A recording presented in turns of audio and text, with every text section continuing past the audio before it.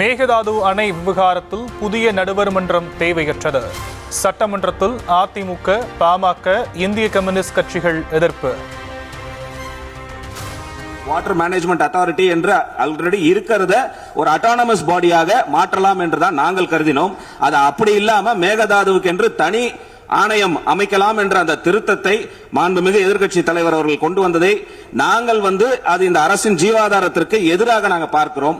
Notice serve பண்ணணும், எங்களுக்கெல்லாம் அந்த நோட்டீஸ் வரல. அதான் நாங்க சொல்ல வந்த மொழியா ப்ராப்பரா எதிர்க்கட்சி தலைவர் அதை கொடுக்க சமயம் முதலமைச்சரை பெற்றுக்கொள்வதற்கு முன்னால பேரவையினுடைய அத்தனை உறுப்பினர்களுக்கும் விதி 104 படி எல்லாருக்கும் அதை சர்க்குலர் பண்ணணும். அதான் என்னுடைய கருத்து.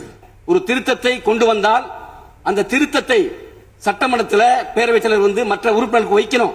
என்ன திருத்தம் கொண்டு வரான்னு சொல்லி அதன் மீது விவாதிக்க நீங்க அனுமதிக்கணும்.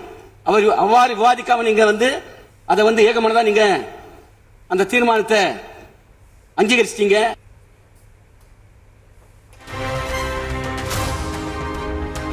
காவிரி நதிநீர் விவகாரத்தில் தமிழக விவசாயிகளின் உரிமை நிச்சயமாக நிலைநாட்டப்படும் என நீர்வளத்துறை அமைச்சர் என் ஆனந்த் உறுதி. மேகதாது விவகாரத்தில் சமரசம் என்ற பேச்சுக்கு இடமில்லை எனவும் பேரவையில் திட்டவட்டம்.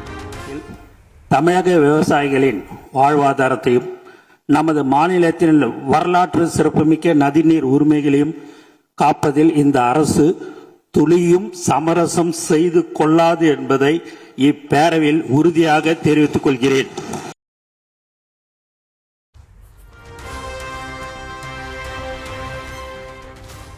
மேகதாதுவில் அணை கட்டக்கூடாது என்பதற்காகவே ஒரு புதிய நடுவர் மன்றம் அமைக்கப்பட வேண்டும் என்பதுதான் சட்ட வல்லுநர்களின் கருத்து. புதிய நடுவர் மன்றம் கூடாது என்ற எதிர்க்கட்சிகளின் எதிர்ப்புக்கு அமைச்சர் ஆதவ் அர்ஜுனா விளக்கம். ஒருவேளை இந்த கமிஷன் அக்செப்ட் பண்ணிட்டா நமக்கு உடனடியாக பிரச்சனைகள் வந்துரும் சொல்லிட்டு இந்த கமிஷனை நம்ம இமிடியட்டா கேன்சல் பண்ணிட்டு புதிய கமிஷன்ங்கிறது முழுக்க மேகதாது அணை கட்டக்கூடாது அப்படிங்கிறதுக்காகவே இந்த கமிஷன் உருவாக்கணுங்கிறது தான் நம்மளுடைய சட்ட வல்லுநர்களுடைய ஆலோசனை. மேகதாது தனி தீர்மானத்தில் புதிய நடுவர் மன்றம் அமைக்கும் ஸ்ரதத்தை சேர்க்க வேண்டும் என்ற எதிர்க்கட்சி தலைவரின் கோரிக்கை உடனடியாக ஏற்கப்பட்டதாக திமுக பாராட்டு. முதலமைச்சர் விஜய் பெருந்தன்மையுடன் நடந்து கொண்டதாகவும் எதிர்க்கட்சி கொறடா ஏவா வேலு பாராட்டு. மேகதாது அணையை கட்டுவதற்கு நிறுத்த முடியும் என்ற நிலை ஏற்பட்ட பிறகுதான் எங்களுடைய எதிர்க்கட்சி தலைவர் அவர்கள் இந்த திருத்தத்தை கொண்டு வந்தார்கள். முதலமைச்சர் அவர்களும் அதை படித்து பார்த்து பெருந்தன்மையோடு நன்றி அந்த நேரத்தில் தெரிவித்துக் கொள்கிறோம். அதில் ஒன்றும் மாற்று கருத்துமல்ல. மேகதாது தனி தீர்மானத்தில் சேர்க்கப்பட்ட புதிய திருத்தம் குறித்து விவாதிக்க சபாநாயகர் அனுமதி அளிக்காததால் எடப்பாடி பழனிசாமி கடும் வாக்குவாதம்.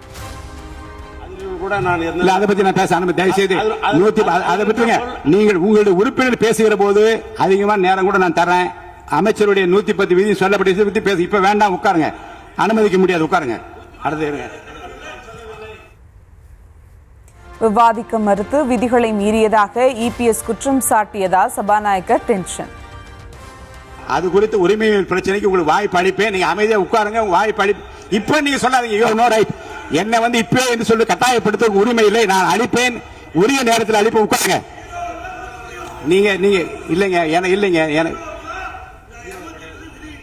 0 அவர் கிடையாது. 60 ஆய்வுக்குள்ள 0 அவர் கொஸ்டின் அவர் கிடையாதுன்னு சொல்லியாச்சு. நீ திரும்ப அதை பேசிக் கொண்டு அனுமதிக்க முடியாது. மேகதாது தனி தீர்மானம் தொடர்பாக உரிமை மீறல் பிரச்சனை கொண்டு வந்து பேச அனுமதி கோரி கடிதம் அளித்த அதிமுக. சபாநாயகர் அனுமதிக்காததை கண்டித்து இபிஎஸ் தலைமையில் அதிமுக எம்எல்ஏக்கள் வெளிநடப்பு.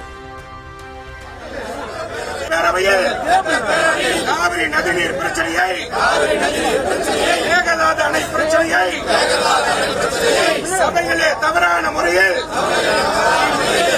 தீர்மானத்தை கொண்டு வந்த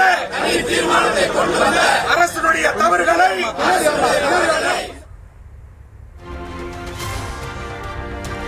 மேகதாது அணை திட்டத்திற்கு எதிரான தீர்மானத்தில் திருத்தம் கொண்டுவரப்பட்டது குறித்து முதலமைச்சர் யாருடைய கருத்துக்களையும் கேட்கவில்லை என இபிஎஸ் குற்றச்சாட்டு.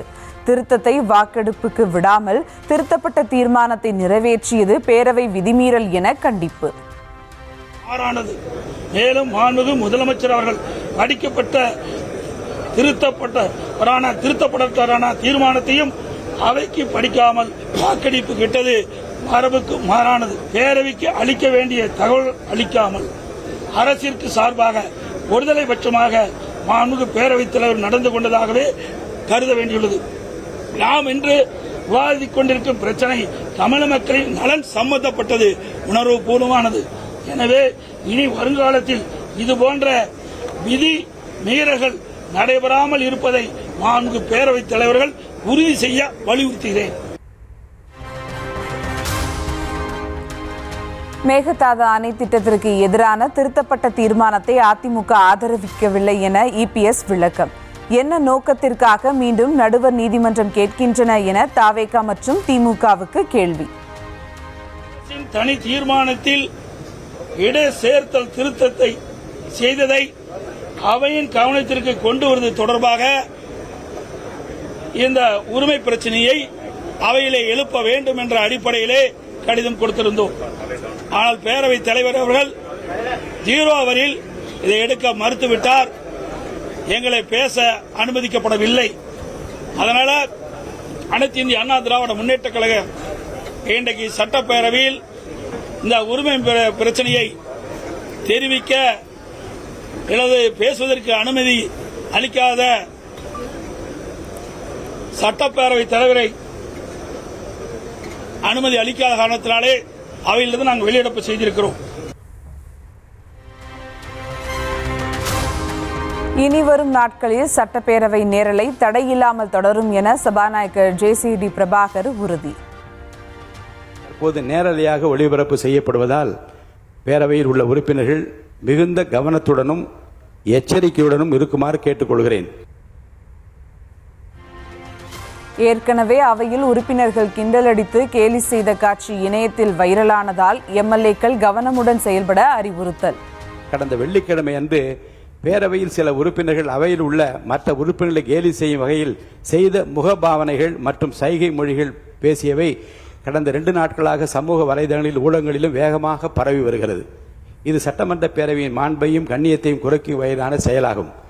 இந்தியாவில் உள்ள பிற சட்டமன்ற பேரவைகளுக்கு எடுத்துக்காட்டாகவும் 100 ஆண்டு வரலாற்று பெருமை கொண்ட இந்த மாமன்றத்தின் மரபினை காத்திடும் வகையிலும் கண்ணியத்தினையும் மாண்பினையும் உயர்த்தி பிடிக்கும் வகையிலும் பேரவையின் சில நிகழ்வுகள் நேரலையில் ஒளிபரப்பு செய்யப்படுவதால் மாண்புமிகு உறுப்பினர்கள் தங்களது பொறுப்பினையும் கடமையினையும் உணர்ந்து இதுபோன்ற கண்ணிய குறைவான செயல்களில் இனிவரும் காலங்களில் ஈடுபடக்கூடாது என அறிவுறுத்துகிறேன். அமோனியா கசிவு விவகாரம் தொடர்பாக 110 விதியின் கீழ் விளக்கமளித்த தொழிலாளர் நலத்துறை அமைச்சர் முகமது பர்வேஸ், இனி வரும் காலங்களில் இத்தகைய விபத்துகள் நேராமல் தடுக்க தேவையான அனைத்து நடவடிக்கைகளும் எடுக்கப்படும் என உறுதி. இனி வரும் காலங்களில் இது போன்ற விபத்துகளை தவிர்க்கும் பொருட்டு அசாடஸ் இண்டஸ்ட்ரிகளை உடனடியாக குழு அமைத்து ஆய்வு செய்யவும் மாண்புமிகு முதலமைச்சர் அவர்கள் உத்தரவிட்டுள்ளனர். அதன் அடிப்படையில் உடனடியாக நடவடிக்கை மேற்கொள்ளப்படும் என மாண்புமிகு பேரவைத் தலைவர் வாயிலாக தெரிவித்துக் கொண்டு ஆளுநர் சொன்னார் என்பதற்காக தேசிய கீதத்தை இருமுறை பாடிய தாங்கள் தமிழ்தாய் வாழ்த்தை மட்டும் ஒருமுறை பாடியது ஏன் என எதிர்க்கட்சித் தலைவர் உதயநிதி ஸ்டாலின் கேள்வி. ஆளுநர் மகிழ்ச்சியாக இருந்தார் என கூறி அவரை விட நீங்கள் மகிழ்ச்சியாக இருக்கிறீர்கள் என்றும் தமிழ்தாய் வாழ்த்தை விட ஆளுநர் தான் முக்கியமா எனவும் கேள்வி. ஏன் 2 முறை தேசிய கீதம் பாடப்பட்டது அப்படிங்கிறது மட்டும்தான் எங்களுடைய கேள்வி. அப்படின்னா தமிழ்தாய் தமிழ்தாய் வாழ்த்தையும் 2 முறை நீங்கள் பாட சொல்லி உங்களுடைய ஆளுநர்கிட்ட நீங்க ஒரு கோரிக்கை வச்சிருந்திருக்கலாம். அது இங்க பேசும்போது உறுப்பினர்கள்லாம் ஆளுநர் அவ்வளவு மகிழ்ச்சியாக இருக்கிறாங்கன்னு சொல்லி ஆளுநரை விட நீங்கெல்லாம் ரொம்ப மகிழ்ச்சியா இருக்கிறீங்க. தமிழ்தாய் வாழ்த்தை ஆளுநர் முன்னாடி நாங்க பாடி காட்டிட்டோம் அப்படின்னு பெருமை பொங்கு இங்க எல்லாம் பேசிக்கிட்டு இருக்கிறீங்க.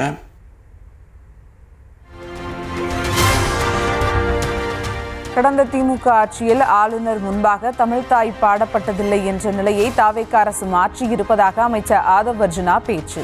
திமுக ஆட்சியின் போதும் ஆளுநர் முன்பாக தமிழ்தாய் வாழ்த்து பாடப்பட்டதாக திமுக எம்எல்ஏக்கள் மறுத்து முழக்கம். கடந்த 3-4 வருடங்களாக தமிழ்தாய் வாழ்த்து இங்க பாடப்படல. ஆளுநர் முன்பு பாடப்பட்டது கிடையாது. அதுதான் நான் சொல்ல வரேன். நான் பேசிடுறேன். ஆளுநர் புறக்கணித்தார், அதற்கு பின்பு பாடப்பட்டது. அமோனியா வாயு கசிவு தொடர்பாக இறால் பதப்படுத்தும் தொழிற்சாலை உரிமையாளர் மோகன் மற்றும் அவரது சகோதரர் கைது. ஆலையின் மேலாளர் டேனியல் என்பவரையும் கைது செய்து போலீசார் தொடர் விசாரணை.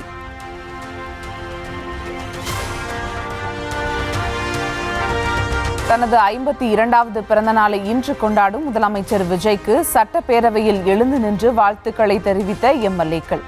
மேஜையை தட்டி ஆரவாரம் செய்த உறுப்பினர்களுக்கு கைகூப்பி நன்றி தெரிவித்த முதலமைச்சர்.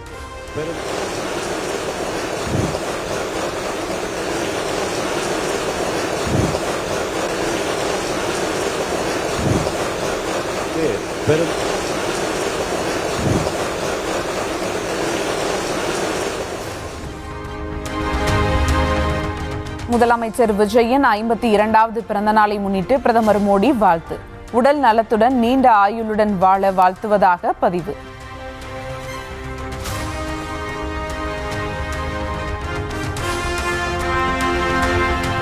முதலமைச்சர் விஜய்க்கு பிறந்தநாள் வாழ்த்துக்களை தெரிவித்த மக்களவை எதிர்க்கட்சி தலைவர் ராகுல் காந்தி. தமிழ்நாட்டின் வளர்ச்சிக்காக ஒன்றிணைந்து பணியாற்றுவதில் உறுதியுடன் இருப்பதாக பதிவு.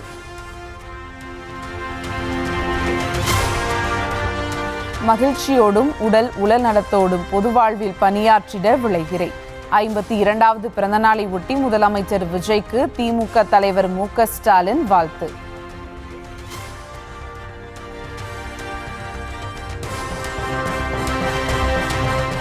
முதலமைச்சர் விஜயின் பிறந்தநாளை ஒட்டி அதிமுக பொதுச் செயலாளர் எடப்பாடி பழனிசாமி வாழ்த்து.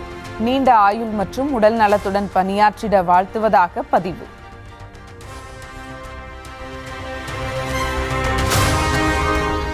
சட்டப்பேரவையில் மன்னார்குடி எம்எல்ஏ எஸ். காமராஜ் பேசும்போதெல்லாம் குறுக்கிட்ட எதிர்க்கட்சி எம்எல்ஏக்கள். ஒவ்வொரு முறையும் குறுக்கீடு ஏற்பட்டு இறுதியாக 8வது முறையாக பேசியபோது முதலமைச்சர் விஜய் உள்ளிட்டோர் சிரிப்பு.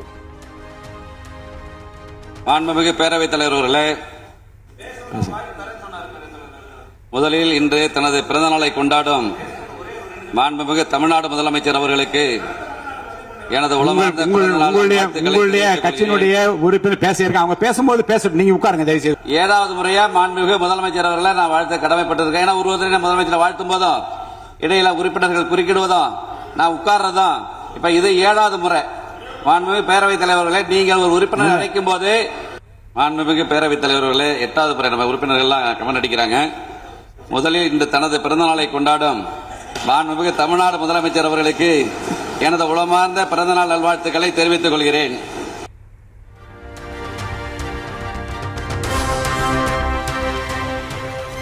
ஆளுநர் உரையின் போது தமிழ் மொழி தவறாக உச்சரிக்கப்பட்டதை ஏற்க முடியாது என தேமுதிக எம்எல்ஏ பிரேமலதா விஜயகாந்த் வேதனை. ஆளுநர் உரையில் 37 நிமிடங்கள் அவர் பேசியதாக ஒரு குறிப்பு இருக்கு. ஆனா 37 தவறுகள் தமிழை பற்றி உச்சரித்தவை அத்தனையுமே மிக மிக ஒரு வேதனையான ஒரு விஷயமாக இங்க நான் பார்க்கிறேன். ஆளுநர் வேறு மாநிலத்தை சேர்ந்தவர் என்ற போதும் மிகுந்த ஆர்வத்துடன் தமிழ் சொற்களை படித்ததாக சபாநாயகர் பிரபாகர் பாராட்டு. ஒரு ஆளுநர் அரசின் சார்பில் இங்கே தன்னுடைய உரையை அவைக்கு படிக்க வந்தபோது புதிதாக தமிழகத்தில் வந்திருக்கிற வேறு மாநிலத்தை சேர்ந்த நம்முடைய ஆளுநர்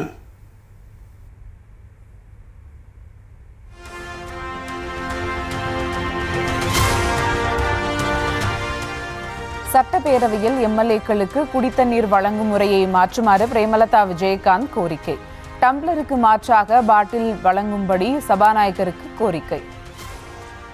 அடுத்ததுங்க, இது மாதிரி கொடுக்கறது ஒன்லி கிளீன்லினஸ் ஒண்ணு. அவை பணியாளர்களுக்கு நிறைய வேலை இருக்கு. ஒவ்வொரு டேபிளா அவங்க தவழ்ந்து கொடுக்கறது நமக்கே பார்க்கறதுக்கு ஒரு மாதிரி இருக்கு. ஸோ சிஎம்க்கு ஒரு ரெக்வெஸ்ட், பெட் பாட்டில்ஸ்ல ஒவ்வொரு டேபிள்லயுமே பாட்டில்ஸ் நீங்க குடி தண்ணீர் வச்சிடலாம். குடிச்சிட்டு அவங்கவுங்க இடத்துல அவங்கவுங்க வச்சிட போறாங்க. இதனால கவர்மெண்ட்டுக்கு எக்ஸ்ட்ரா செலவும் ஒன்றும் வரப்போறது இல்லை. அவங்கவுங்க இடத்துல வச்சிடலாம் அப்படின்ற என் கருத்தை நான் சொல்றேன்.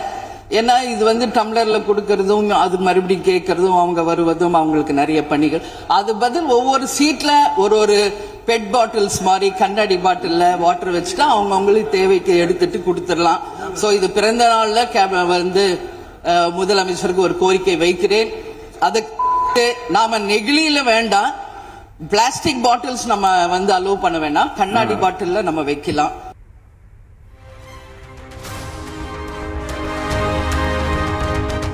பாட்டிலில் குடித்தண்ணீர் தர வேண்டும் என பிரேமலதா கோரிக்கை விடுத்த மறுகணம் அந்நியாரே வேண்டாம் என மறுத்த திமுக எம்எல்ஏ ஓ பன்னீர்செல்வம். அந்நியார் அவர் ஒரு நல்ல கருத்தை இங்கே சொல்லியிருக்கிறார்கள். அந்த கருத்து ஏற்புடையது அல்ல என்பதை நான் தெரிவித்துக் கொள்ள கடமைப்பட்டிருக்கிறேன். என்ற கோபம் வந்தால் தண்ணி பள்ளி கொண்டிருக்கிறதுக்கு வாய்ப்பு இருக்கிறது.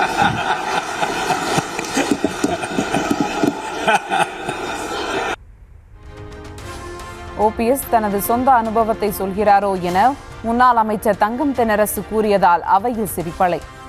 முன்னாள் முதலமைச்சர் அண்ணன் ஓபிஎஸ் அவர்கள் ஒரு நிலையை குறிப்பிட்டு அதை எரிவதற்கான தண்ணி பாட்டில் எரிவதற்கான வாய்ப்பு இருக்கிறது என்று சொன்னார்கள். ஒருவேளை அவருடைய தனிப்பட்ட அனுபவத்தின் காரணமாக அதை அவர் இங்கே குறிப்பிடுறாரா என்பதை நான் அறிய விரும்புகிறேன். மாண்பு உறுப்பினர்.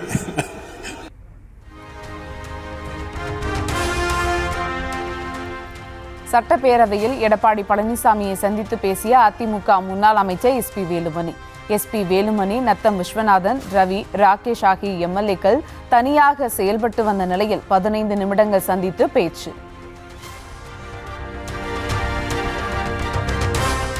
மத்திய பாஜக அரசின் நீட் நுழைவுத் தேர்வு சமஸ்கிருத திணிப்புக்கு கண்டனம். திமுக மாணவரணி சார்பில் சென்னையில் நாளை கண்டன ஆர்ப்பாட்டம் நடைபெறும் என அறிவிப்பு.